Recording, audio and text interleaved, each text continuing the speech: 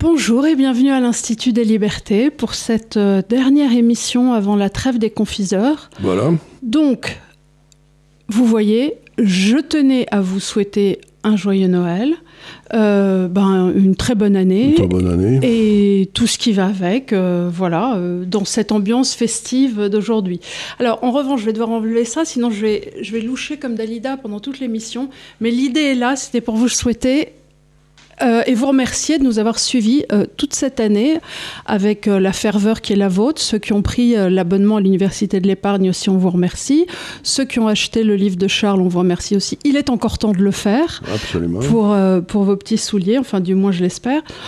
Et ce qu'on aimerait faire dans cette dernière émission avant la proverbiale fête trêve des confiseurs, c'est un petit peu revenir sur plusieurs choses. Alors moi, j'aimerais qu'on revienne déjà au début sur une notion qui est beaucoup utilisée par nos politiques aujourd'hui et qui est une sorte de mou pour chat en ce qu'ils n'arrivent pas à la définir et qu'on aimerait justement nous définir, qui est le pouvoir d'achat.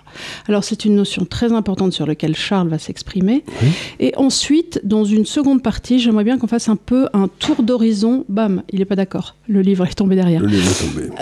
Mauvais présage. Voilà. Un tour d'horizon de ce qui s'est passé et ce vers quoi 2025 va s'ouvrir, c'est-à-dire les États-Unis, ce qui se passe, la Chine, ce qui se passe, et voir un peu ce qui va se passer. Enfin, on n'est pas Madame Irma, mais quels sont les jalons qui vont constituer début 2025. Voilà. Alors, revenons d'abord sur le pouvoir d'achat. Revenons d'abord. Et avant le pouvoir d'achat, je veux dire que certains d'entre vous à l'Institut des Libertés ont peut-être craint que l'Université de l'Épargne ne nous fasse perdre un petit peu de notre enthousiasme pour l'Institut des Libertés. Pas du tout. Je suis en train de travailler avec Emmanuel et d'autres sur des programmes qu'on va ajouter à l'Institut des Libertés, et en particulier dans le domaine de la sécurité. Parce que c'est quand même une des grandes questions en France, et on va essayer de créer une espèce d'endroit où on parlera que de la sécurité, et ce sera la grande innovation de 2025. Voilà, et je ferai ça sans doute avec Xavier Offert, que beaucoup d'entre vous connaissent, qui a été très souvent ici avec Hervé Juvin, et qui connaît bien les problèmes de sécurité. Et aussi sans doute avec Conflit. Vous savez, le journal du groupe Causeur, qui est spécialisé dans tous les problèmes justement de géopolitique, de sécurité et tout. Donc on est en train d'essayer de réfléchir à comment vous présenter les problèmes de la sécurité et les solutions. Nous, on a plutôt fait l'économie, la politique, la géopolitique, mais on n'a jamais vraiment abordé les problèmes On a reçu Oberton, mais voilà, c'est à peu près tout. Donc il me semble qu'il va falloir faire ça. Bon, alors le pouvoir d'achat. Le pouvoir d'achat, c'est un petit peu une espèce de tarte à la crème. Je vois beaucoup d'hommes politiques qui disent je me battrai sur le front du pouvoir d'achat, il ne baissera pas. Si je peux me permettre, ils n'y peuvent rien, puisqu'ils ne créent par définition aucune valeur marchande. Ils sont peut-être très utiles, les politiques, j'en doute pas, mais la valeur marchande qu'ils créent n'est pas évidente. Et donc, qu'est-ce que c'est que le pouvoir d'achat ? Comme pour une famille normale, c'est un petit peu ce que vous gagnez. Et puis, vous pouvez avoir un pouvoir d'achat qui est accru pendant quelque temps parce que vous avez emprunté. Donc, c'est ce que vous gagnez plus que vous empruntez. Mais l'embêtant, quand vous empruntez, c'est qu'il faut rembourser. Dans un monde normal. Dans un monde normal. Et dans le monde de l'État, où vous pensez que vous ne rembourserez jamais, c'est simplement, il y a quelque chose qui s'appelle le service de la dette. C'est-à-dire que, à force d'emprunter, le service de la dette finit par coûter de plus en plus cher. Vous voyez, le service de la dette, c'est simplement les intérêts que vous payez sur la vieille dette qui est le résultat des déficits passés. Eh bien, à partir du moment où les intérêts sur la dette commencent à être plus forts que l'accroissement de la richesse que vous créez, vous vous appauvrissez. Alors, c'est pas possible autrement. Il y a aussi quelque chose que les gens ont beaucoup de mal à comprendre et sur lequel j'aimerais revenir, c'est que, et on le dit très souvent, la seule partie de l'économie qui crée de la richesse, c'est le privé. Encore une fois, la richesse marchande. La richesse marchande, ça ne veut pas dire que qu'encore une fois, un instituteur, une infirmière n'ont pas de valeur. C'est simplement que ces métiers-là, à partir du moment où ils sont payés sur la levée d'impôts, vous voyez bien que ça n'est qu'une redistribution. Il n'y a pas eu de création à proprement parler. Et comme il n'y a pas eu de création, en réalité, votre gâteau, imaginons que c'était un 33 centimètres, ne s'est pas accru vers un 45. Ça, la partie qui vous permet d'aller, quand vous faites une pizza, de pousser votre pâte à pain, ça, c'est simplement le privé qui peut le faire. Et donc, accroître artificiellement, comme l'ont fait notre personnel politique depuis des années, en recrutant des administratifs et en faisant semblant de tenir un PIB, c'est une mauvaise donne, parce qu'à terme, vous n'accroissez pas la partie 33-45, mais en plus, vous faites peser une charge demain avec les retraites qu'il va falloir payer. Aujourd'hui, ou des impôts. Aujourd'hui, ce que dit Emmanuel est très important, c'est-à-dire la façon dont on calcule le PIB, c'est la richesse créée par le secteur privé, la valeur ajoutée, la somme des valeurs ajoutées du secteur privé.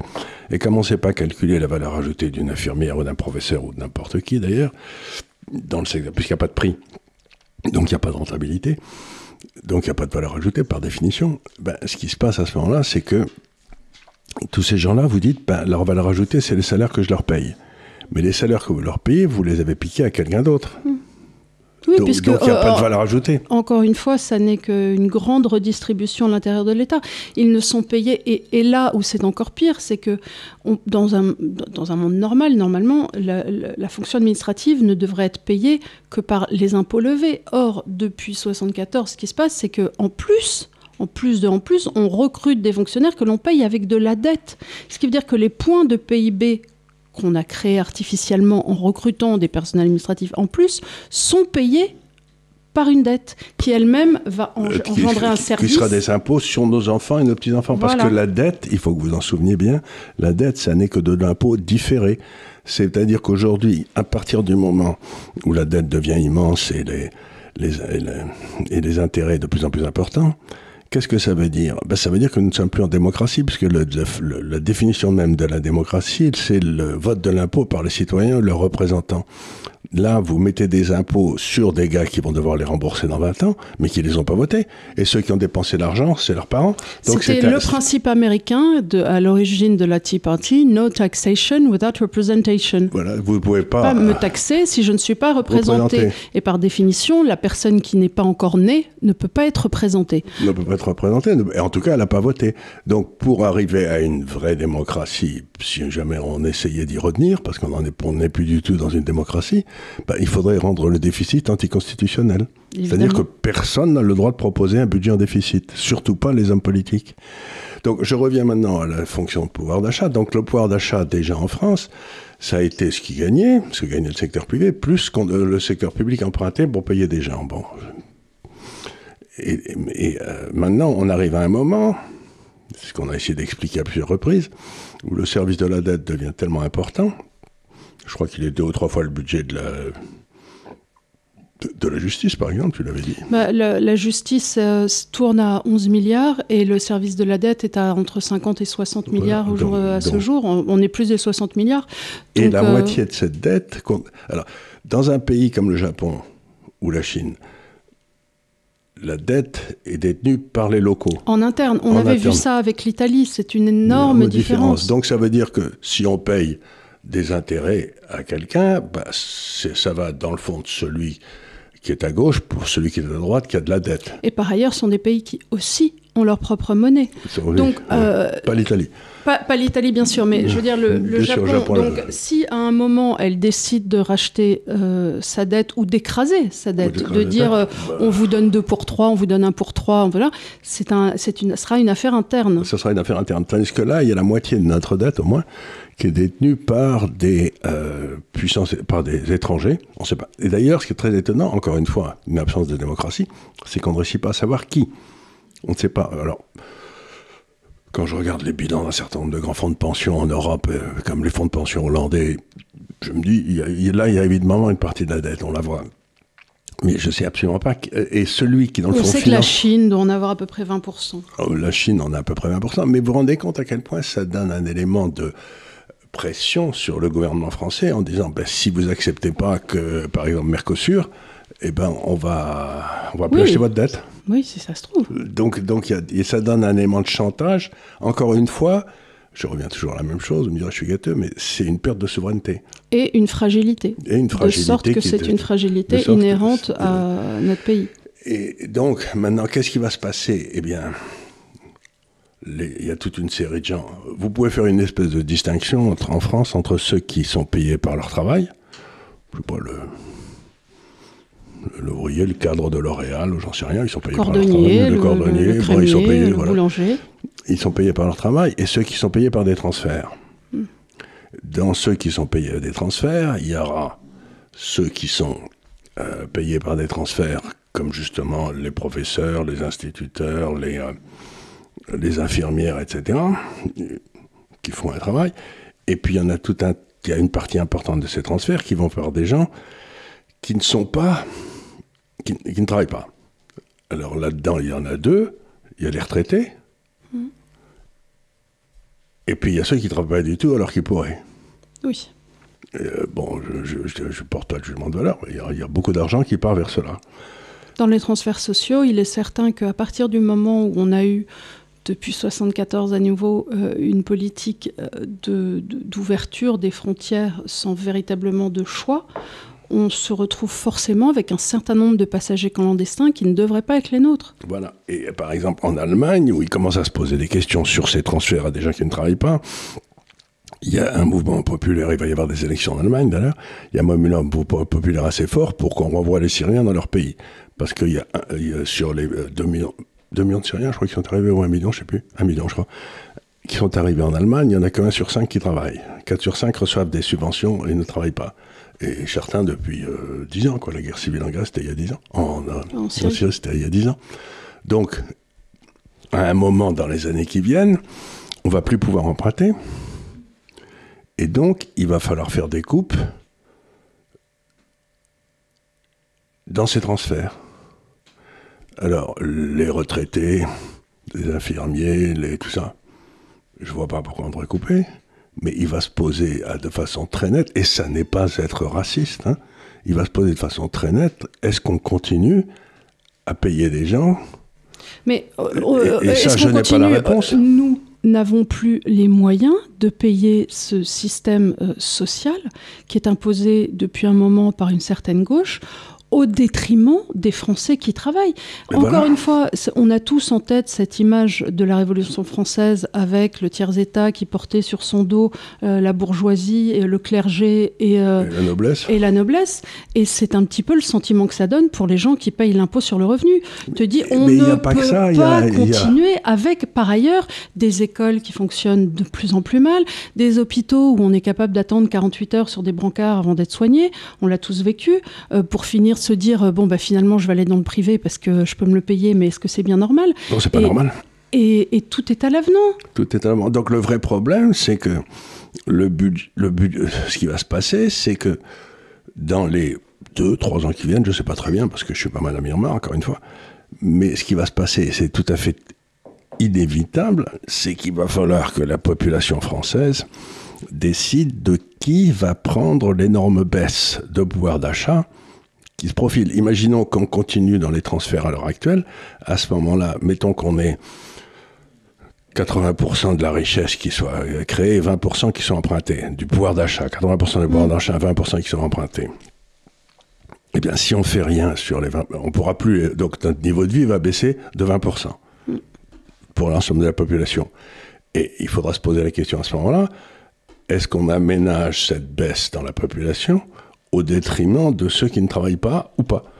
Et si on ne le fait pas, il y aura une baisse de 20% de toute la classe administrative, de toute la classe des soignants, de toute la classe de tout ça. Mais donc... déjà, on est, si tu veux, et on l'a vu, les chiffres que tu m'avais donnés la semaine dernière sur la retraite n'étaient pas vrais, mais il se trouve que avec les transferts sociaux, on peut être parfois à des jonctions où des gens vont toucher ou alors des allocations de parents isolés ou ce genre de choses, 900 à 1000 euros par mois, et c'est exactement ce que va toucher quelqu'un avec une petite retraite. Donc il arrive, ou des personnes qui vont être à un SMIC qui débute, tu vois, ou en temps partiel, 4/5e. Donc tu te dis, quelquefois, on ne rémunère pas assez le travail par rapport au transfert social. Donc on arrive véritablement... Et surtout, on interdit une distinction. Donc, donc, ce que je veux dire par là, c'est que le fameux pouvoir d'achat des hommes politiques, s'ils ne prennent pas des décisions extrêmement fortes, courageuses, etc., eh bien, le niveau de vie des Français qui ne sont pas dans le secteur privé, et encore dans le secteur privé, tous ceux qui travaillent qui vendent à la consommation française vont avoir une baisse de leur niveau de vie. Le secteur privé qui sera protégé, c'est celui qui exporte. Parce que là, on continuera à vendre à l'étranger. Les gens qui travaillent chez Airbus, ils vont pas déguster, tu vois, c'est pas... Oui, enfin, ils vont pas déguster jusqu'à temps qu'on décide pas de leur mettre une prime exceptionnelle de contribution au budget de l'État, qu'on décide pas d'augmenter encore une fois les tranches d'impôt sur le revenu, parce que, encore une fois, je regardais hier des militants attaques qui disaient les dépenses publiques. Il me sortait un graphique. Les dépenses publiques n'ont pas augmenté. Elles sont constantes depuis 1980. Le type, il me sortait un graphique, les dépenses publiques étaient comme ça. Je sais où il sort ce graphique. C'est simplement les dépenses publiques du système régalien.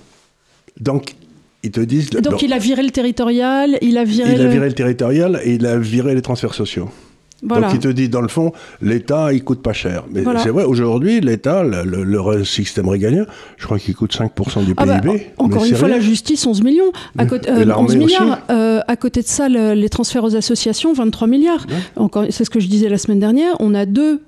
Dans ces associations qui ensuite prennent la gaieté lyrique et ce genre de trucs pour y coller des migrants, ces associations-là ont deux budgets de la justice. Et la justice, évidemment, est à l'os. Je veux dire, on a tous vu, on a tous mis 5 ans, en général, pour sortir une décision de n'importe quel... un petit procès en diffamation, il est traité, vous avez une chance... 3 ans, 5 ans. Je viens d'en connaître un, c'était 6 ans. Quelqu'un que j'aime bien, qui avait été diffamé, il a fallu 6 ans. Donc, si j'ose dire, dans la région où il était, il a perdu son honneur. Tout le monde l'engueule en lui disant qu'il a été... Et puis, c'était la diffamation. Les gens étaient punis 6 ans après. Une justice qui est trop lente cesse d'être une justice. Mais bien évidemment, surtout sur des histoires comme ça. En 6 mois, tu devrais l'avoir, ta décision. Voilà. En référé ou... donc, ce que je veux dire aux hommes politiques qui nous écoutent, il y en a peut-être certains, c'est... il faut que vous vous concentriez sur la création de valeur par le secteur privé et l'arrêt des transferts sociaux injustifiés. Voilà, alors là, je vous montre ce qui va se passer. C'est un graphique qui va apparaître à l'écran. C'est pouvoir d'achat des gilets jaunes et pouvoir d'achat du salaire moyen. Alors, ce que j'essaye d'expliquer dans le papier, c'était de lundi, c'est ça ? C'était, vous avez... J'ai cassé la population française en deux, là. Ceux qui sont vraiment à l'os, qui sont vraiment pauvres, enfin, tout proche de la pauvreté. Je dis, c'est les gens qui sont au SMIC, mettons, voyons. C'est pratiquement tout le monde paysan. Mais tout le monde paysan, voilà. Et ces gens-là, je le sais d'expérience, quand vous êtes vraiment fauché, quand j'étais aux États-Unis, j'avais 1/3 de mon budget qui allait à la bouffe, 1/3 au logement et 1/3 à l'énergie. Et puis, une fois que j'avais payé ces 3-là, j'avais plus rien. J'étais à sec.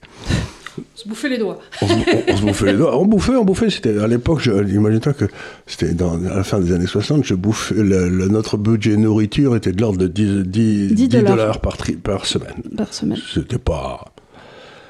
donc, et je dis donc, les gens pauvres, ils s'en foutent du prix des téléphones, tu vois, ou du prix du train, parce qu'ils ne le prennent pas, ils n'ont pas d'argent. C'est l'essence, c'est la bouffe, et c'est le chauffage, le logement, voilà. Et donc j'ai bâti un indice en prenant les composantes de l'INSEE, ce que j'appelle l'indice des prix pour le gilet jaune, où je ne prends que ces 3 facteurs-là. Ces 3 facteurs-là, depuis le début de l'euro, ils montent à peu près de 3% par an. Mais le salaire, le SMIC, il est monté en fonction de l'indice des prix, qui est lui monté général, qui est lui monté de 1,7. Donc ça veut dire qu'ils ont une baisse de leur niveau de vie. Si tes revenus augmentent de 1,7 et que tes coûts augmentent de 3% et que tu es déjà à l'os, tu finis par être vraiment à l'os. Donc les pauvres en France, appelons par leur nom, ceux qui sont pauvres, ont eu une baisse de leur niveau de vie depuis l'arrivée de l'euro d'à peu près 12%. C'est gigantesque parce qu'ils étaient à l'os dès le départ. Ensuite, je prends la classe moyenne, je prends le salaire médian, c'est-à-dire le salaire moyen français, pas moyen tout à fait, et cette fois-ci, je divise par l'indice des prix. Donc, et à ce moment-là, je me rends compte que la population moyenne a eu un niveau de vie qui est passé de 100 à peu près à 117 de 2000 à 2010, à l'arrivée de Macron. Et depuis l'arrivée de Macron, on est à plat. Ça ne monte plus. Ça fait donc 7 ans que le Français moyen a une stagnation de son niveau de vie. Mais si on a une récession, il y en a tout un tas qui vont passer dans la catégorie pauvre. Parce que le chômage va monter, on est déjà dans une récession. Donc ça veut dire que maintenant, il y a les 2/3 de la population française qui ont une baisse de leur niveau de vie, certainement depuis 7 ans, et pour beaucoup d'entre eux, depuis 24 ans. Et il y avait un philosophe que j'aimais bien, John Rawls, R-A-W-L-S, Rawls, à Harvard, qui disait que dans une société, il a beaucoup travaillé sur les questions de justice. Qu'est-ce que la justice ? C'est un problème extrêmement difficile. Et lui, sa thèse, c'était que dans le fond, une de ses thèses, parce qu'il en avait plusieurs, une de ses thèses, c'était qu'une société est injuste si sur le moyen terme, si les plus riches deviennent plus riches et que les plus pauvres deviennent plus pauvres. Bien sûr. Or, c'est exactement ce qui s'est passé en France depuis 20 ans et 7 ans. Donc ça veut dire que notre société est injuste, aujourd'hui, et de plus en plus. Et ça rejoint un autre truc, c'est que non seulement elle est injuste, mais les gens qui sont au pouvoir sont légaux mais non légitimes. Et c'est de cette société injuste plus un pouvoir légal mais non légitime que naissent toutes les grandes révolutions. Parce que les gens disent, il y en a plein le cul, quoi. Ça va pas du tout, ça marche pas du tout. Et à ce moment-là, ce qui se passe, c'est que comme en France, on n'a pas du tout des systèmes aussi bien huilés que dans le monde anglo-saxon, on peut pas virer nos élites. Enfin, c'est très difficile parce qu'ils ont tout bloqué. Ils savent. La France est contrôlée par son État. Et à partir du moment où l'État est lui-même contrôlé par des gens que tu peux pas déboulonner, tu es dans une situation révolutionnaire par définition. Inextricable. Donc, ce que disait un grand penseur aussi, que je recommande d'ailleurs, qui s'appelle Toynbee, dans un livre qui s'appelait L'Histoire, ou qui avait été Study of History en anglais, il disait quand des problèmes se posent à un pays et que les élites sont incapables de le traiter, il n'y a que 3 possibilités. La première, c'est qu'on change les élites. Aux États-Unis, c'est ce qu'on vient de voir aux États-Unis. Ils sont en train de changer les élites. Oui, un grand coup de pied dans le derrière. Un grand coup de pied dans le derrière, mais légalement. Oui, c'était le principe de l'élection. En 1830, en 1848, en 1870, c'est toujours passé à grands coups de pied dans les fesses. C'est quelque chose, il y avait une chronique de Mathieu Bock-Côté il y a 2 semaines, je crois, qui disait qu'en France, on avait un rapport quelque part à la politique, et c'est assez vrai, passionnel.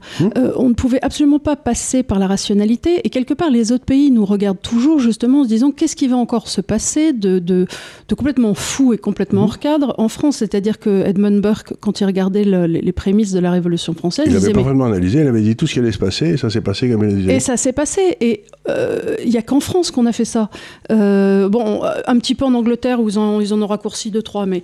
Oui, mais c'était bien avant, ça. C'était à l'époque, c'était pas encore une démocratie. L'Allemagne aussi a des problèmes un petit peu aussi avec les transitions de ses élites, c'est pas toujours parfait, pour dire le vrai.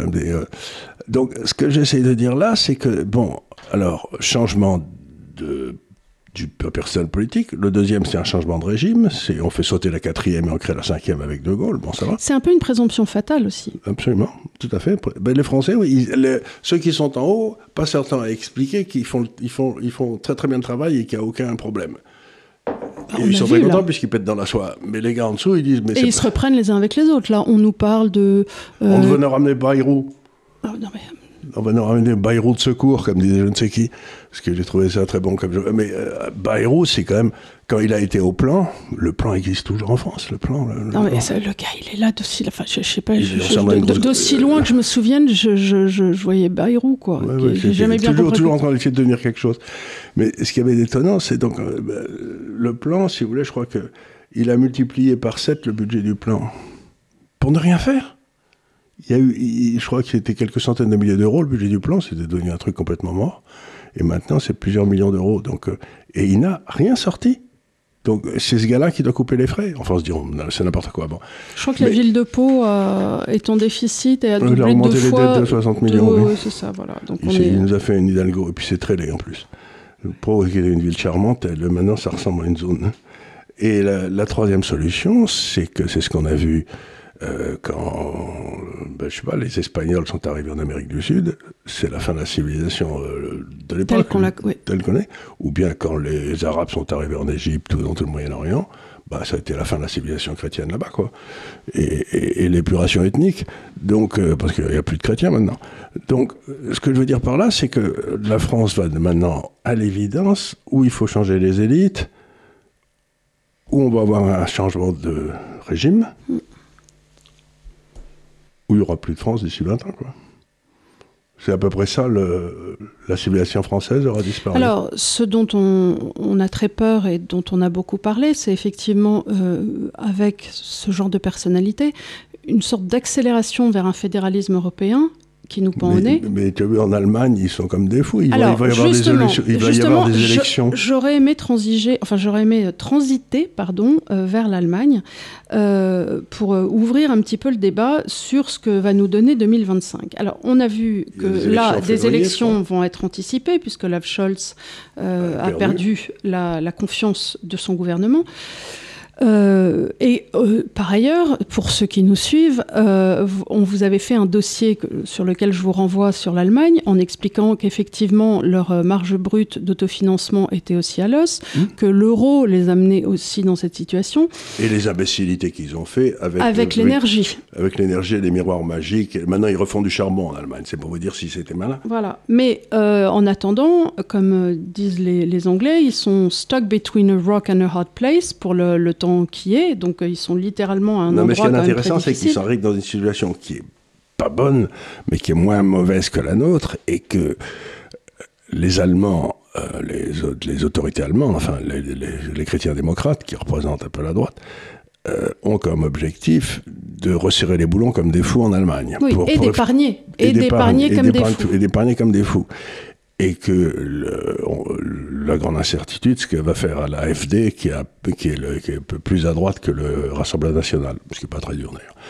Et donc, la grande question, c'est qu'est-ce qui va se passer aux élections. Mais si la France continue à ne pas prendre de décision de contrôle de ses dépenses étatiques et que l'Allemagne se met à les contrôler comme une folle,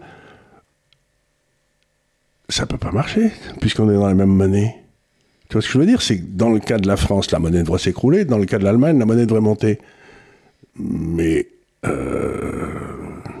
sais pas, je vois pas comment ça peut se passer. Il peut pas y avoir... mettons que la France dépensait, et l'Allemagne dépensait un peu moins. Ça allait pas terrible, mais ça allait. Mais à partir du moment où l'Allemagne cesse de dépenser et nous, on continue à dépenser, on peut plus être dans le même taux de change. Je vois pas comment c'est possible. En tous les cas, ça va être difficile avec les mêmes taux. Eh bien oui, il ne peut pas y avoir des taux d'intérêt. Si nos taux montent de façon exagérée... Et si nos taux montent, je ne vois pas comment on va financer l'intérêt de la dette, sachant qu'encore une fois, on est à 60 milliards. Alors, je vous avais exposé dans une émission, il y a 2-3 émissions, comment trouver 50 milliards rapidement. Encore une fois, c'était une émission sur comment trouver 50 milliards pour payer les intérêts de la dette. Ce n'était pas une émission sur couper les réformes structurelles, ce qu'on pourrait faire aussi dans un deuxième temps. Là, c'était juste pour trouver des liquidités relativement rapidement. Voilà. Et mais en tout cas, sans augmenter les impôts, parce que comme on est du mauvais côté de la courbe de l'affaire, ce que j'ai essayé d'expliquer aussi, si on augmente les impôts, les rentrées fiscales vont baisser. Oui, mais ça, ils sont beaucoup trop... Et là, sans compter qu'on va avoir une baisse aussi des rentrées fiscales, puisqu'il y a des défaillances d'entreprises, en veux-tu, en voilà. Voilà. La baisse des rentrées fiscales, elle a commencé, ça veut dire la récession. C'est-à-dire...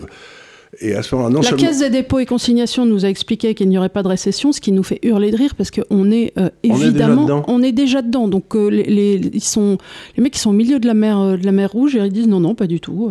Non, on est toujours sur la terre ferme. Il n'y a pas de problème. Mais donc vous avez ça, vous avez cette contradiction. Vous avez l'impossibilité de monter les taux en France. Sans ça, le système explose. On arrive à la fin des capacités d'endettement de notre pays.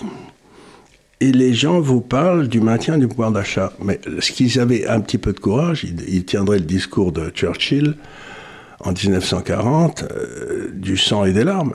Il leur a dit, écoutez, ça va être dur, mais on va gagner. Et il leur a dit, il y aura du sang et des larmes. Et aujourd'hui, nous sommes dans une période où, pour sauver notre pays, il faut qu'il y ait pas du sang et des larmes, en tout cas des larmes, quoi. Ça veut dire tous ces gens. Moi, c'est ce qui m'affole absolument structurellement quand je regarde les débats à l'Assemblée. Là, si tu veux, on a eu des 49.3 sur des histoires d'indexation de retraite. Alors, je comprends qu'ils essaient de faire attention à leur électorat et sachant qu'il y a des... Mais non, ils peuvent pas, il faut leur dire la vérité. Mais il faut leur dire la vérité aux Français. Au bout d'un moment, on n'en est plus à se poser la question. Bien sûr qu'on ne peut plus indexer les retraites, on ne peut plus faire ci, on ne peut plus dépenser pour faire ceci ou cela. Là, il faut juste dire, écoutez, il faut quelqu'un qui fasse des coupes. Et c'est pas des petits trucs à la marge. Là, c'est vraiment mettre tout à plat. Et il faut couper dans absolument tout. Il n'y a pas un endroit où on ne coupera pas. D'abord, il faut couper dans les endroits où il y a du fraude, du gaspillage ou de la criminalité. Donc tout ce qui est transferts sociaux, ça... Tout ce qui est transferts sociaux, c'est évidemment qu'on ne va pas couper dans les infirmières, déjà elles sont 2. Ouais, non, c'est les pauvres. Non, mais c'est pour ça, ça devrait être l'objet d'un transfert, d'une discussion nationale, et pour qu'on puisse avoir une discussion nationale, il faudrait aussi qu'on ait les chiffres, c'est-à-dire qu'il y ait un audit des dépenses de l'État, que les Français sachent où va leur pognon. Mais ça... Tous les gens réclament et on ne réussit pas à l'avoir. Donc, première condition. Et deuxième condition, s'il faut faire des coupes sociales graves, ça devrait se passer par la voie d'un référendum. Il n'y a personne qui a la légitimité en France pour aujourd'hui faire couper ces trucs. Donc, c'est-à-dire qu'il faut littéralement redonner de la légitimité à ceux qui prendront ces décisions. Oui. Mais on ne peut pas demander à M. Macron, maintenant, qui emmène 3 avions à Maroc, ou à M. Bayrou qui a pris hier un faucon... Pour aller, comme s'il n'avait pas pu faire un truc Zoom. En plus, je veux dire, qu'il avait besoin de prendre un avion, qu'est-ce qu'il est allé foutre à Pau? Prendre un avion, alors qu'il suffit d'organiser une conférence Zoom, et puis ça... il me semble aussi, et puis s'il y a des documents... On serait économisé 45 000 € à la France, quoi, c'est tout. On te les envoie en chronopost, et puis voilà. Comme ça, ils te laissent un avis de passage. Oui. Non, mais en plus, on peut mettre, avec Zoom, tu peux mettre les documents qui apparaissent sur un jour. Je sais. Donc, ce que je veux dire par là, c'est qu'aujourd'hui, cette histoire de maintien du pouvoir d'achat, c'est devenu une espèce de leitmotiv.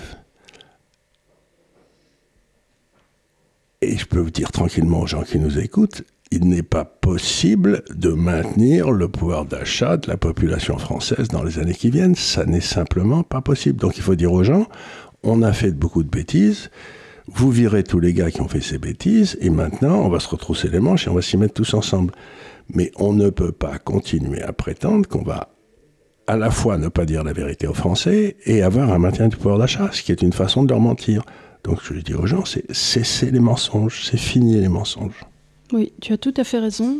Et moi, j'ai fait un appel vibrant pour qu'on dise la vérité aux Français. Ça va pas être agréable, mais c'est très difficile pour ceux qui ont menti, qui ont triché, qui ont volé dans les caisses, etc., de dire la vérité, parce que pour moi, tous mes amis politiques, ils me disent « Mais Charles, s'ils disent ça, je ne serai jamais élu. » Mais le problème, c'est plus que tu sois élu, mon grand. Le problème, c'est de sauver notre pays, quoi. On s'en fout qu'ils ne soient pas élus. Tu as dit que tu as fait que des conneries, tu as dit que des conneries depuis 30 ans. Alors, j'ai entendu hier une idée comme ça qui a été posée de dire, tu sais que Donald Trump a parlé de faire une réserve fédérale de Bitcoin. Ce qui en soi t'avait paru une idée un peu saugrenue, puisque à la base, on te fait des réserves que par exemple pour l'essence ou des choses qui vont manquer. Donc déjà, c'était un peu abscon pourquoi ils voulaient faire ça. À part et puis ils sont en déficit. Tu comprends que la Norvège, qui vend son pétrole, qui a du pognon de savoir qu'en foutre, fasse des réserves avec ce pognon pour le jour où il n'y aura plus de pétrole. Bon, ils prennent du pognon qui existe et ils investissent dans des activités qui sont rentables. Bon, je trouve ça très bien. Mais à partir du moment où tu as un déficit monstrueux, tu vas quoi, emprunter des dollars, littéralement, ou en créer à partir de rien pour acheter du bitcoin? Ça veut dire que tu crois que le bitcoin va monter beaucoup plus que le dollar, ce qui est bizarre. Alors, Sarah Knafo a dit qu'elle voulait que la Commission européenne, enfin que l'Europe, fasse une réserve stratégique. Mais on est tous en déficit. Bah oui, de bitcoin. Elle comprend rien, cette chère enfant. Et l'autre chose que je comprends pas aussi, c'est que si on fait ça, encore une fois, ça nous pousse vers un fédéralisme européen. C'est-à-dire comment répartira le bitcoin? Comment répartira les bitcoins entre pays? Déjà, on a une monnaie qui nous a servi. Et quelle est l'idée de mettre une seconde monnaie avec des taux de change qui seront aussi bloqués entre pays Donc ça veut dire simplement que Mme Sarah Knafo est favorable à donner plus de pouvoir de décision sur notre pognon à Mme van der Leyen. Ce que je trouve pas très cohérent. Mais j'ai pas l'impression que ce soit particulièrement cohérent ce qu'elle dit d'ailleurs. Alors évidemment, toute la communauté Bitcoin trouve ça formidable parce que mais ils sont cons, si je peux me permettre, parce que l'intérêt du Bitcoin, c'est que l'État rentre pas dedans. Moi, je veux que l'État devrait être interdit de Bitcoin parce que c'est une protection contre l'État. Donc, à quoi ça vous sert d'avoir... C'est comme les gars, c'est à peu près aussi bête que de dire aux gens l'État français est ruiné, donc je vais pas toucher ma retraite, je vais beaucoup épargner et je vais confier la gestion de ma retraite à l'État français. Tu te dis, mais vous allez pas bien, les mecs. Et c'est exactement ça. Ce que Mme Knafo fait, c'est de dire, donc, on va épargner, on va filer notre épargne à l'État qui va acheter des bitcoins.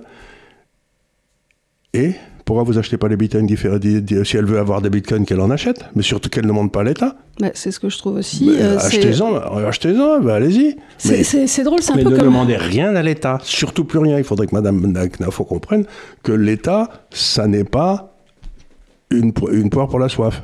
L'État, c'est un coût et c'est tout. Alors, puisqu'on était parti un peu sur les États-Unis, on a vu récemment combien les États-Unis, avec simplement 4% de la population mondiale, a environ un quart du PIB et un tiers des bénéfices mondiaux. Et ça représente désormais plus de 2/3 de la capitalisation de l'indice MSCI World. C'est-à dire qu'on a quand même, là, pour moi, un problème de répartition. C'est tout à fait exact. Alors là, c'est aussi... Mais là, c'est une question plus financière. Plus financière, mais comme on est en troisième partie... Aujourd'hui, si vous voulez, les États-Unis donc, ont à peu près 33% des bénéfices qui sont faits aux États-Unis, et la valorisation de ces bénéfices est de 72% de l'indice mondial. C'est-à-dire ce que les marchés des actions sont en train de vous dire, c'est que 25% du PIB mondial va faire 3 fois plus de bénéfices dans les 30 ans qui viennent que les 75% du reste de la population mondiale. Mais je trouve ça... idiot. Ce qui est simplement pas possible mathématiquement. Et j'avais connu ça une fois dans ma carrière, c'est pendant la grande bulle japonaise, en 90. C'est ça, c'est le marché japonais qui avait fait ça à l'époque. Qui faisait 52% du marché mondial, alors que les Japonais devaient représenter 1% de la population. Et j'avais écrit toute une série de papiers en disant, c'est idiot, c'est une bulle. Donc là, on est quand même sur le marché américain, sur une énorme bulle. On est sur une énorme bulle, mais en plus, on est sur une énorme bulle, mais qui est que sur 7 ou 8 valeurs. Oui, en plus. C'est-à-dire que ça n'est même pas dans les valeurs c'est pas tout le marché qui a monté. Structurelles. C'est pas tout le marché qui a monté, c'est 7 valeurs qui sont... C'est Nvidia, Microsoft... C'est 7 valeurs. Donc, si tu prends par exemple l'indice Standard & Poor's 500, dans lequel il y a 500 valeurs et qui est capitalisé en fonction de la capitalisation, il est monté, je crois, 30% l'année dernière, quelque chose comme ça, les 12 derniers mois. Mais si tu prends l'indice Standard & Poor's 500, les mêmes valeurs, mais 1/500e dans chaque valeur, c'est-à-dire equally weighted, c'est-à-dire pareil, il est monté que 13 ou 14. Donc ça veut dire que tu n'as pas gagné tellement d'argent à Wall Street l'an dernier, sauf si c'était... Et n'importe quel gérant de qualité ne mettra jamais les pourcentages, ne mettra jamais 35% de son portefeuille en cette valeur, tu vois, parce qu'il va diversifier. Donc ça veut dire que c'est encore une fois le résultat de l'indexation. Il n'y a que l'indexation qui est assez bête pour continuer à acheter. Nvidia, je crois, est à 30 fois ses ventes, ou je sais pas, un truc complètement délirant. Donc, on est aujourd'hui devant une situation qui est classique, où pour des raisons X, Y ou Z, il y a eu plus d'argent que de crétins, et ce plus d'argent est allé massivement dans les trucs indexés. Et donc, La meilleure pour ceux qui veulent rester aux États-Unis, je comprends dans les valeurs. Dans les valeurs, il vaut beaucoup mieux acheter le Standard & Poor's 500 diversifié à 500, ou chacune equally weighted que l'autre, parce que l'autre, vous avez une espèce de prime de valorisation qui est grotesque. Donc, si vous voulez acheter les États-Unis parce que vous trouvez que vous aimez bien Trump et ça va mieux marcher, très bien. Ou alors, dans ces cas-là, tu peux tenter, je sais pas, une belle valeur comme Schlumberger. Tu peux te faire un portefeuille de 4 ou 5 valeurs que tu aimes bien ou 10 valeurs que tu aimes bien. Mais si tu veux acheter qui ne sont pas étrangement surcotés aujourd'hui. Tu achètes certainement pas en fonction de la capitalisation parce que c'est idiot. Elles sont grotesques en ce moment. Et tu penses, évidemment, on ne peut pas prévoir quand est-ce que cette bulle va se... Mais je vais faire une remarque ici qui est très intéressante parce que je lis certains, comment je lis, j'ai lu les commentaires qui apparaissent sur nos sites là. Et ce qu'on essaie de faire avec Didier, c'est de la gestion du risque. Oui. Bon, la gestion du risque, c'est une notion très importante. Et donc ce qu'on fait, c'est que nous on dit le risque apparaît dans les marchés quand il y a ce que j'appelle un Ursus Magnus qui se déclenche. Là, c'est là où on perd 50, 60, 70% et ça fait très mal. Mais ce que d'autres peuvent appeler une sorte de Black Swan aussi. Black Swan, un truc arrive. Un truc arrive et qui, pof, c'est l'énorme gamelle. Voilà. Et alors, ce qui est intéressant, c'est que les gens nous disent immédiatement, mais quand est-ce qu'il va se passer ?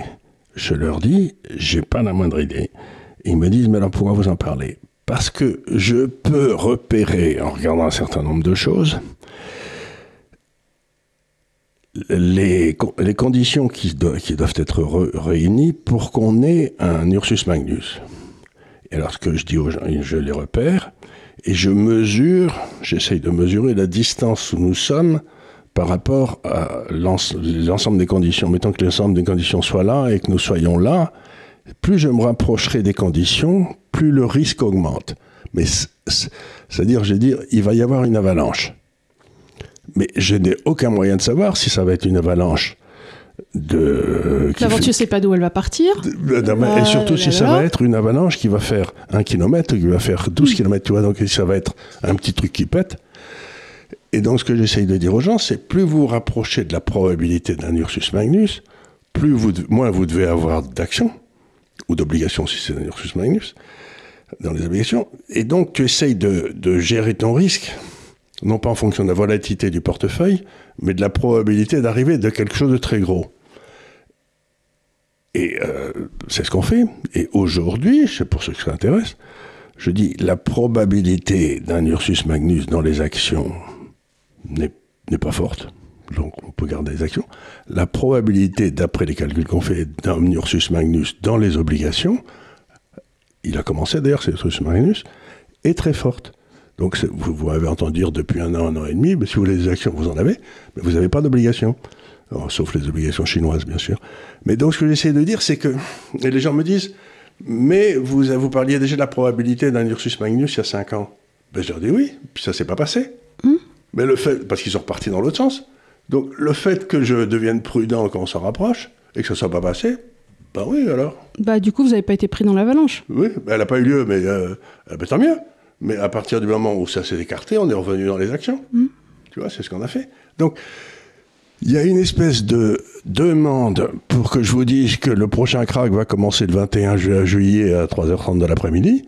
Mais c'est pas ça l'analyse de risque. Ça, c'est n'importe quoi. L'analyse de risque, c'est est-ce que les conditions... Parce que les conditions pour qu'il y ait une avalanche, ou pour qu'il y ait un raz-de-marée, ou pour qu'il y ait un tremblement de terre, ou pour qu'il y ait un grand bear market, sont toujours les mêmes. Il y a un certain nombre de choses qui se passent. Eh bien, ça fait rien. Les gens veulent que je leur dise, 1, quand ça va se produire, et 2, de combien ça va baisser. Mais j'en sais foutre rien. Je sais, ce que je dis, c'est que... Mais d'abord, il y a des phénomènes de chaîne. Oui, tu dis, il y a des conditions d'avalanche. Oui. Après, tu ne sais pas, encore une fois, si elle va être énorme. Tu ne sais pas s'il va y avoir des gens pris dans l'avalanche. Tu ne sais pas si, en l'occurrence, une société va être prise... C'est comme quand tu es à Val d'Isère ou à Méribel. De temps en temps, on te disait, vous ne traversez pas là parce qu'il y a un risque d'avalanche. Ben, c'est tout ce que j'essaye de faire. Ils ne disaient pas qu'il allait y avoir une avalanche. Ils disaient qu'il y a un risque d'avalanche. Donc moi, s'il y a un risque d'avalanche, je ne traversais pas. Et ce que j'essaie de dire, s'il y a un risque d'avalanche, j'y vais pas. Quoi. Et ce que les gens oublient souvent en analyse analysant la crise de 29, c'est qu'encore une fois, la crise de 29 n'était pas une crise qui est sortie de nulle part. Ces années-là ont été émaillées de crises. Et en plus, ça a été toutes les décisions qui ont été prises par les États pendant ces années 29, 30, 31, 32, 30, étaient toutes plus bêtes les unes que les autres. Voilà, donc c'est-à-dire que il y a eu à la fois le déclenchement d'une avalanche et l'aggravation de l'avalanche par les gars qui étaient chargés de la gérer, quoi. Donc, comment tu prévois ce qu'allait faire cet animal de Roosevelt qui a augmenté les impôts et qui a dévalué le dollar, quoi. Je veux dire, fallait être con comme un âne, quand même. Après, Churchill aussi nous a fait des trucs pas mal avant la guerre. C'était avant, c'était dans les années 20. C'était aussi très bien illustré. Très bien illustré. Donc, il avait simplement remis la livre sterling en poids d'or au niveau où elle était en 1914. Ben oui, mais ça a foutu toute l'économie anglaise en l'air. Encore une fois, c'est ce que ces hommes politiques qui ont tendance à penser que la monnaie, c'est leur symbole de virilité. Ce que disait Mme Thatcher, un problème, c'est que les banquiers centraux sont des vieux messieurs et qui prennent le taux de change pour un symbole de virilité. Voilà. Elle était marrante, Mme Thatcher. Et donc, pour l'année qui arrive, là, tout ce qu'on peut dire, c'est que, si on résume, 1, il faudrait des politiques courageuses. Donc, c'est vous dire si avec Bayrou, on se sent vraiment en sécurité. 2, il faut arrêter avec ces histoires de mesurettes, du ticket restaurant, où on parle d'indexation, ou ainsi de suite. En réalité, on n'en est vraiment, vraiment plus là. Il faut véritablement réformer, mais oui, à la tronçonneuse. Il faut vraiment y aller fort. Et parce que le problème, c'est qu'on dit toujours le FMI, mais même le FMI serait trop petit pour nous. Donc, ils n'ont pas les sous. Ils n'ont pas les sous. Donc, en réalité, ça nous précipiterait vers une Europe encore plus fédérale. Oui, mais il faudrait que les autres acceptent. Il faudrait que les autres acceptent. Faudrait que l'Allemagne... les autres accepteront à condition de prendre le contrôle de notre budget. C'est-à-dire que ce serait une perte totale de souveraineté. Maintenant, ça serait pas que l'Alsace et la Lorraine, du coup. Ça serait, ça serait jusqu'au Pays d'Oc. Jusqu'au Pays d'Oc, oui. C'est ça où ils pourraient reprendre la partie qu'ils avaient pendant quelques années. Là, il y avait d'un côté la France occupée, de l'autre côté, comment on appelle ça, la France... Tu sais, ils avaient coupé la France, il y avait la zone... La France libre ? Non, il n'y avait pas la France, ça s'appelait pas la France libre, ça s'appelait... Ils avaient coupé la France en deux, il y avait... quand il y avait Vichy. Quand il y avait Vichy, c'est oui, ça, oui. Je ne sais plus comment s'appelait la partie du bas. Oui, enfin, le découpage, quoi. Oui, le découpage, voilà. Donc, et alors, dans vos portefeuilles, ça veut dire, encore une fois, que le moins vous avez de contrats en Europe... Parce que là où les pertes vont avoir lieu, c'est sur les contrats. Si j'ose dire, les pauvres retraités, là, qui vont sans doute en prendre plein la tête, c'est pas... ils avaient un contrat avec l'État français. Ce contrat ne sera pas respecté. C'est pas parce qu'ils le veulent, c'est parce qu'il n'est pas possible de le respecter. Les avantages qu'on a donnés, les trucs qu'on a promis, on ne peut pas les assurer. Donc, c'est tout, quoi. C'est pas moi qui ai pris ces décisions, mais ce serait de la lâcheté de ma part de dire on va maintenir vos avantages parce qu'on a signé un contrat avec vous. Oui, c'est comme nous, on avait signé un contrat que la ligne Maginot empêcherait les Allemands de passer. Manque de peau, ils sont passés ailleurs, mais... là, les Allemands vont passer ailleurs encore. Ah oui, j'avais oublié, mais je voudrais faire un petit point. On a eu une remarquable saillie de Thomas Porcher cette semaine, je te l'avais montré, sur le fait que la dette n'était pas un problème, parce que point numéro 1, il suffisait de vendre tous les joyaux de la couronne. En gros, je te la fais courte, c'est-à-dire tous les biens publics et ainsi de suite. Alors déjà, 1, à qui ? Et 2, ensuite, les gens, on les met où ? Parce qu'une fois que tu as vendu la mairie, imaginons, tu as vendu la mairie, tu as vendu le truc de la région... On peut les foutre à la Défense, il y a de la place. Voilà, non mais si tu veux, il y a un moment où tu te dis d'accord, tu vends les hôpitaux publics. Mais c'est pas à eux. Mais c'est pas à eux, encore une fois, la notion de propriété, le encore une fois. C'est pas à eux, de quel droit va-t-il prendre je sais pas quoi, ma maison à Avignon, c'est peut-être que j'habite... Ah non, ils veulent prendre les biens publics et vendre les biens publics. Du style, pourquoi pas vendre le château de Versailles, tu vois. On a calculé la valeur de tous ces trucs-là quelque part. Je crois que les actifs publics devraient faire... je dis une bêtise, mais même pas le quart de la dette, quoi. Et le stock d'or ? Le stock d'or, oui, il faut aussi faire un tout petit quelque chose, quoi. Oui. Mais le jour où on n'a plus de stock d'or, la monnaie française devient incotable. C'est un peu la bouée de sauvetage, quoi. Oui, c'est un peu tout ce qui nous reste pour avoir l'air un peu crédible dans le monde. Ben voilà. Donc, mais tout ça, si tu veux, c'est l'idée. Les actifs français représentent 55 000 milliards d'euros, je ne sais pas quelle bêtise. Oui, mais c'est pas vous. Et si vous les vendez à qui? Et si vous cherchez à vendre de stock de maisons français, dans lequel il y a des Français qui habitent, et c'est à eux, normalement, le pognon doit aller à eux, pas à l'État. Oui, bah, si tu fais une expropriation, comme ils ont fait à l'époque des grands barrages, il fallait effectivement racheter, bon, pas très cher, mais en tout cas un prix, la maison des gens que tu chasses de chez eux. C'est quand même le minimum. C'est acheté, tu leur as fait un village à côté. Mais là, c'est pas du tout la même chose. Tu vas prendre les maisons de tout le monde, quoi. Et puis, Et puis encore une fois, en disant ça, ils n'envisagent aucune réforme. C'est-à-dire, ils disent on va continuer à dépenser. On va continuer à dépenser, bien évidemment. Donc mais tu te dis, une fois que vous avez vendu, vous faites quoi en année N+1, N+2, N+3, parce que vous n'aurez pas des buildings à vendre toute votre vie. Mais en plus, ce qui m'embête, c'est que les marchés, c'est fait à la marge. Bon, tu dis par exemple, une maison à Toulouse qui se vend, ça vaut 200 000 euros, allez. 200 000 euros, j'en sais rien. Et comme il y a 10 000 maisons à Toulouse, tu multiplies 10 000 par 200 000 euros et ça te donne la valeur des maisons à Toulouse, j'en sais rien. Mais ça, c'est parce qu'il y a une maison qui s'est vendue. Mais si toutes les maisons de Toulouse... Tout à coup, elles vont passer à 80 000 euros, 60 000 euros. Enfin, qui va les acheter? Mais il n'y a personne qui a assez de pognon. Trading sardines. Donc, ils vont... Et l'offre et la demande, si personne... Enfin, je veux dire... d'un seul coup, c'est comme... Je sais pas si les Chinois ont envie d'aller s'acheter une maison à Toulouse, tu vois. Bah non, puis en plus, pourquoi ils l'achèteraient? À Muret, tu vois, il n'y a pas une grosse demande. Mais les marchés sont faits à la marge. Donc, si tu veux, le cours de LVMH, la capitalisation boursière est calculée par le dernier cours de LVMH, je ne sais pas ce qu'il a été hier, multiplié par le nombre d'actions. Mais parce que peut-être hier, il y a eu une action de vendue pour se lancer. Donc, la valeur de LVMH dans son ensemble est valorisée par la valeur de cette action. Mais si d'un seul coup, tu as la moitié ou les 3/4 du capital de LVMH qui arrive sur le marché, ben, ça ne va pas être le même prix. Non, bah non. Donc, c'est des enfantillages. C'est des gars qui ne savent pas faire une règle de 3. C'est des... Non, mais c'est des gens, encore une fois, qui ont étudié une économie déjà en ne lisant rien de contradictoire, donc en lisant Keynes et Piketty, et ensuite qui n'ont jamais eu de ressources appliquées dans leur économie. C'est-à-dire, ils ont jamais géré une baraque Afrique. Et je crois qu'ils n'ont jamais regardé un bilan comptable non plus. Non, mais ils comprennent pas la notion de prix marginal. Et donc, moi, c'est pour ça que maintenant, j'hésite beaucoup à aller dans des endroits où j'ai des débats contradictoires. C'est parce que il faut partir de tellement bas. Je suis d'accord. Que j'ai la flemme. C'est-à-dire, et alors, il n'y a que deux possibilités. Ou bien M. Thomas Porcher, que je ne connais pas, juste nul, il dit des bêtises, ou bien il fait comme les autres politiciens, parce que les économistes officiels, c'est tous des hommes politiques ratés, hein. Ou bien alors... Il sait très bien, et donc il a une mauvaise foi. Et donc il ment. Et alors, c'est très difficile de débattre contre quelqu'un qui ment et qui sait qu'il ment, parce que tu ne sais pas par où l'attraper. Bah, c'est irritant. Bah, c'est très irritant. Et alors, ce qui est bête, c'est que je m'irrite, et à ce moment-là, je ne suis pas bon. Oui, mais parce que tu as envie de leur taper dessus un petit peu. Ben, j'ai envie de leur dire, bon, bah, écoutez les gars... En fait, je pense qu'il faudrait rester extrêmement froid, mais si tu restes extrêmement froid et didactique... Mais quand quelqu'un te dit un truc complètement idiot... Ouais, que tu veux... que ma concierge me dise quelque chose de complètement idiot, je ne veux pas, mais qu'un type qui a une agrégation d'économie ou je sais pas quoi, et qui dit quelque chose de complètement idiot, tu te dis c'est pas possible. Oui, non, c'est très très irritant.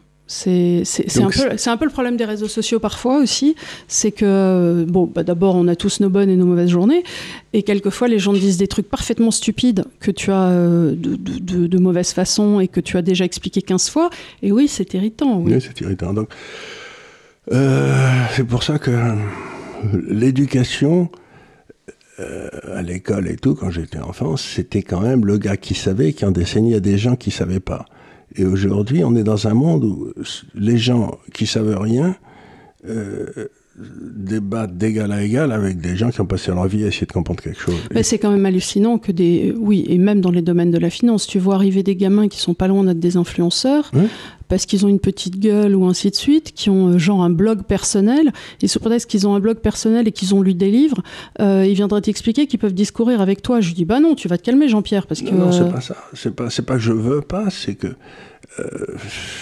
ça me fatigue, parce que d'abord... Donc j'ai remarqué, je pense, enfin je peux me trouver que je suis un bon professeur, mais que je ne suis pas un bon débatteur.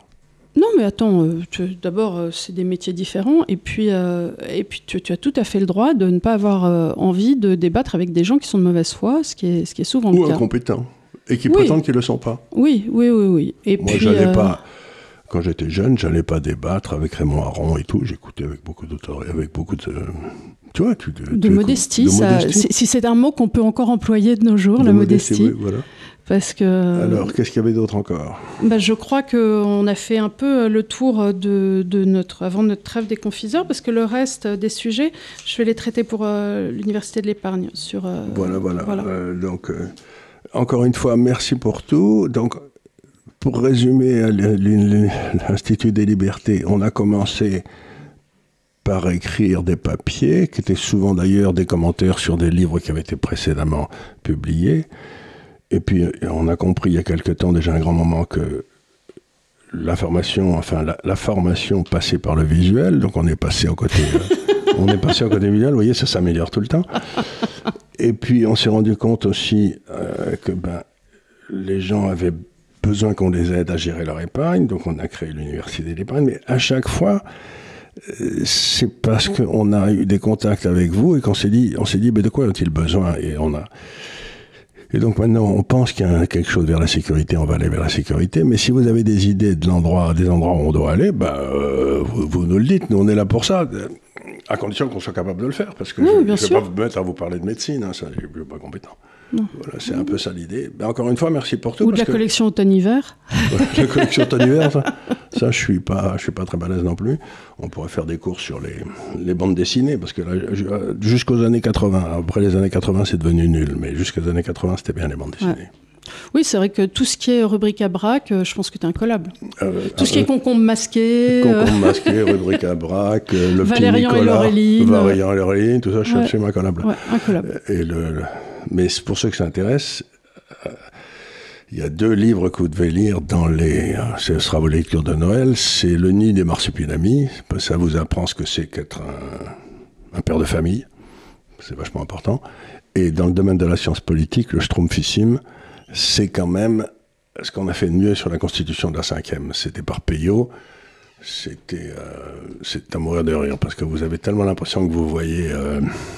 Alors moi, il y en a un que j'aime beaucoup, c'est dans Valérian et Laureline, c'est le grognon de Ploux. Oui, il est très bien, c'est celui qui faisait de l'argent quand on lui appuyait dessus. Oui, mais est-ce que ce n'est pas un multiplicateur keynésien ?